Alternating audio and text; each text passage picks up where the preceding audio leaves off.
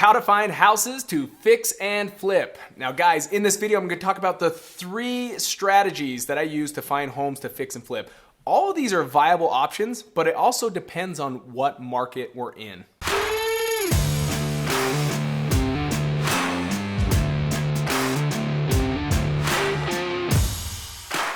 I'm gonna be breaking down these 3 strategies, like the pros, the cons, but stick with me till the 3rd one, because this one continues to be my absolute favorite, and it can be used in any economy and in any market. Your first strategy for finding homes to fix and flip is you can simply go and buy them from the auction. Now, depending on the market that you're in, will determine how big of a discount you can get. Now, because of the market we're in right now, guys, we're still in the middle, as we're filming this, 2021, we're still in the middle of this unsettled pandemic with coronavirus.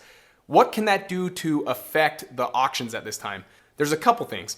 First, you gotta make sure that you understand the process. What used to be maybe going down to the county or the courthouse steps to do these auctions live, you may find out that a lot of the cities, a lot of the states, a lot of the counties, the townships, municipalities, that they're now reserving or resorting to going online. This makes it a little bit more tricky because you're no longer understanding who you're bidding against. The auction has a real unique game around it, and in person does make this easier. The other thing right now when it comes to auctions is there's a lack of inventory. When you understand that right now in the whole state of Utah, in fact, as I'm filming this video, right now there's only 2,000 homes available, not in Salt Lake, I'm talking the whole state of Utah. There is a lack of inventory. Now, because of that, many of these homes that used to go to auction are not even gonna be found at the auction. Why? Because we're in a big booming market. And the banks don't just simply turn them over to the auction. Now banks have the option to really sell it and sell it at a high price and probably much more than what the debt is owed against it. And so banks are taking care of this in-house and not allowing it to go to auction because they can make more money by doing that route. The second strategy, guys, is crucial, and it's a really easy one. We talk about how finding a home that you fix and flip, first and foremost, there has to be a home that's purchased at a discount. You can't afford to pay full price. So gone are the times of buying them on the MLS. There's an easy way to kind of bypass this MLS system. In your market right now, there are a ton of people called wholesalers. Now, those that are watching my channel, they'll know that this is my jam. This is what I love to do. I love talking wholesaling, and you'll find out every strategy about wholesaling within this channel. But if you're not a wholesaler yourself and you don't know what that is, what you can do is simply connect to the wholesalers in your market. Here's an easy tip and a simple way to tap into those wholesalers. If you go to Google, which is the biggest search engine out there, right, besides YouTube, and that is, you just search Real Estate Investor Association. Real Estate Investor Association, and then your state or your city. You'll find out that there's these meetups going on every single month. And that's where all the investors, the realtors, the wholesalers, other fix and flippers, they meet once a month and they'll talk about topics about real estate. But the reason why you go there, yes, you can go to learn, but go with the strategy of seeking out and finding every wholesaler that's in that room. Why? Because those guys are the movers and shakers. They're the ones out there marketing to off-market properties. They're the ones marketing directly to the homeowner before it gets to a real estate agent, before it gets a high price, right? And they're doing all the legwork. They're out there finding these off-market deals that they're able to already put under contract at a deep discount. By being on their list, most of these wholesalers, they have no intent or plans of buying these homes. What they do is just simply assign their rights or sell their agreement to you, the cash buyer that wants to fix and flip, for a small fee. So instead of being the one that has to turn on the marketing channel or be the one finding the deals, if you're like, that's not my jam, I kind of just want to do a little bit easier way, go find these wholesalers. They're everywhere in the states that you live in, and they're out there finding the deals and bringing them right to you. Now, some of the cons that come with just being on a wholesaler's list is you're going to compete against other cash buyers. You're not the only one learning this strategy to go find those wholesalers and get on their cash buyers list that lets you know when they come across hot deals. They may have hundreds. And if you're like me, I have almost 10,000 cash buyers that know about these deals when I come across them. The other negative is, are you okay with paying an assignment fee where they make on average anywhere from $15,000 to $20,000? So for some cash buyers, maybe you're one of the individuals that are like, ooh, I don't like that they make that much money. If so, then you're gonna like step number 3.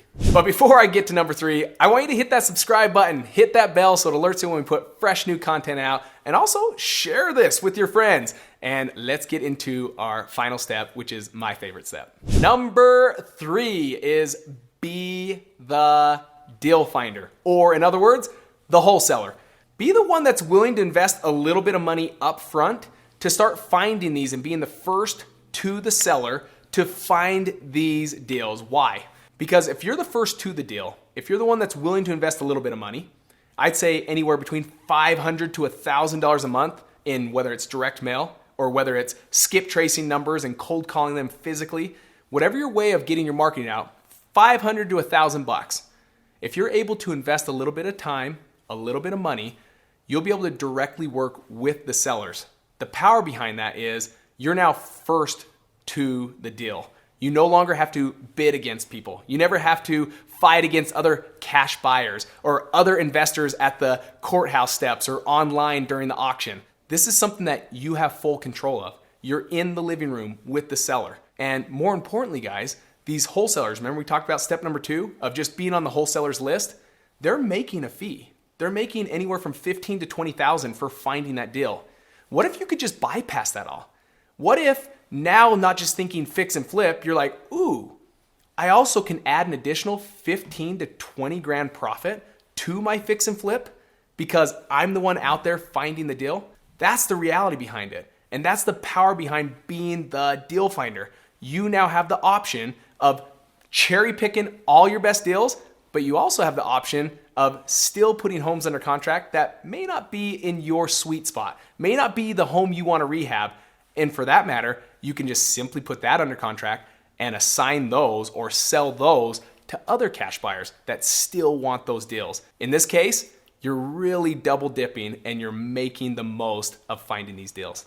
All right, guys, let me tell you how fun it is being the deal finder, and I'll share a little story about how I was able to do it. Maybe this will connect with you so you can start to get the big picture of what's really necessary so that you can go find those deals to fix and flip. At the beginning stages, this was like one of our very first homes to fix and flip. Now, if you guys know me, fix and flips, yes, although I do, at the beginning stages, I was scared to death.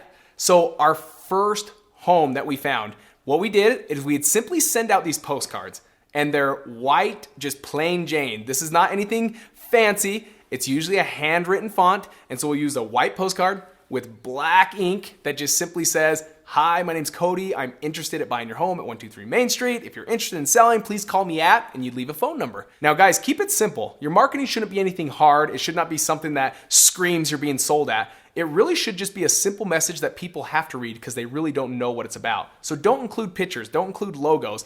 That screams being sold to, and they'll just throw it in the garbage. So we would send out about 2,000 of these postcards a week to different lists, and you can get lists all over the place. In fact, I have videos that teach it on this.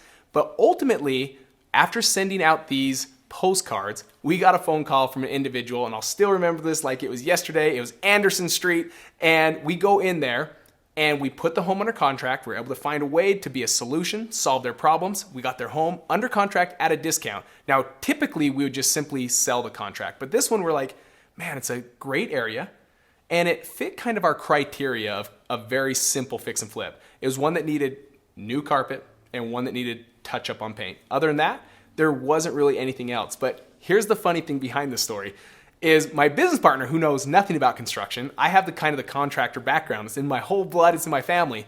My business partner didn't, and he kind of managed this one. They fixed the carpet, they fixed the paint, but forgot to put the baseboards back on. So when I went in the house, it was already listed. I'm like, I want to go look at it. I go in there. There's no baseboards in the whole entire house. I said, Mark, dude, there's no baseboards. He's like, well, it's already listed. Let's just see what happens.